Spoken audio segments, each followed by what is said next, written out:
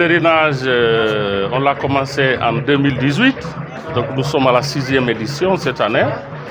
Et il concerne en fait tous les étudiants catholiques des universités et des instituts supérieurs qui sont dans le diocèse de Ziguinchor. Et il concerne aussi tous les personnels catholiques qui travaillent dans ces universités et instituts.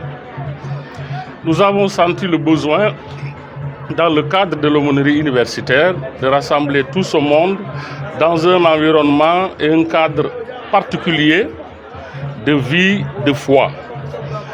Quand je parle d'environnement, bien sûr, c'est le pèlerinage, et le cadre, c'est Elinkine, et le cadre, c'est le pèlerinage. C'est-à-dire, c'est une démarche de foi où nous sortons de nos universités et de nos familles pour venir ensemble, marcher ensemble, prier ensemble, réfléchir ensemble, discuter ensemble et faire ample connaissance.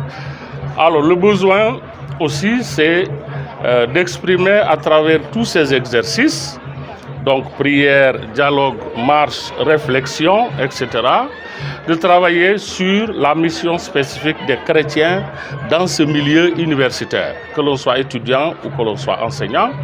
Comment y vivre sa foi, comment y vivre le témoignage chrétien, comment répondre en tant que chrétien aux défis de l'université aujourd'hui et comment y évoluer en tant que chrétien avec les exigences bien sûr des valeurs de l'évangile et de la réalité universitaire, mais aussi comment y rendre témoignage, comment y annoncer la bonne nouvelle de l'évangile. Nous avons choisi ce thème dans le cadre du synode diocésain. Vous savez, dans le cadre du synode diocésain, nous travaillons depuis l'année passée sur la relation foi et culture, c'est-à-dire l'évangile qui nous trouve dans nos cultures et que nous vivons dans nos cultures, en ce que nous sommes et en ce que nous avons reçu d'héritage culturel et de valeurs. Et dans ce sens, nous voulons exprimer qu'en réalité, la vraie démarche, c'est que c'est Jésus qui nous rejoint là où nous sommes. C'est lui qui a la première initiative, c'est lui qui fait le premier pas. Et il nous rejoint. Lorsqu'il nous rejoint, il ne nous demande pas de quitter ce que nous sommes ou ce que nous vivons, ou nos milieux de vie et nos environnements culturels, mais il nous rejoint dedans et il nous propose son évangile comme une lumière qui vient assumer toute cette réalité culturelle. Et nous avons choisi ce thème pour exprimer tout cela à partir de l'exemple de Zachée.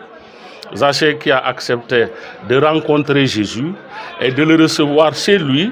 Et c'est Jésus qui lui a même dit « Je viens habiter chez toi. Je viens demeurer chez toi aujourd'hui. » Et nous voudrions bien sûr que cela arrive pour nous tous, tous les étudiants, tous les pèlerins, les personnels, etc. Que Jésus soit celui qui vient chez nous pour y demeurer.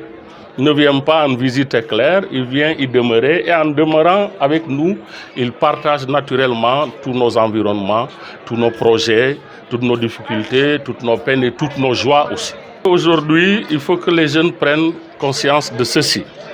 C'est que nos arrière-grands-parents et grands-parents, jusqu'à nos parents, nous ont donné un Sénégal de paix, où nous sommes nés. Nous sommes nés dans un Sénégal de paix.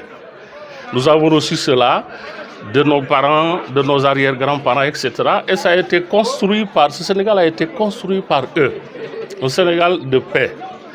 Et nous n'avons pas le droit aujourd'hui, personne n'a le droit de faire du Sénégal autre chose que l'havre de paix qu'il a toujours été. Alors le défi aujourd'hui se trouve là. Que les jeunes pensent à l'héritage qu'ils ont reçu et qu'ils doivent donner en meilleure qualité à leurs enfants et à leurs petits-enfants. Chacun, au niveau de son maillon, quand il y arrive, essaie de faire mieux pour donner mieux ou plus qu'il n'a reçu. Et c'est là où nous attendons aujourd'hui les jeunes. Encore une fois, nous avons hérité d'un Sénégal de paix. Personne n'a le droit d'en faire n'importe quoi.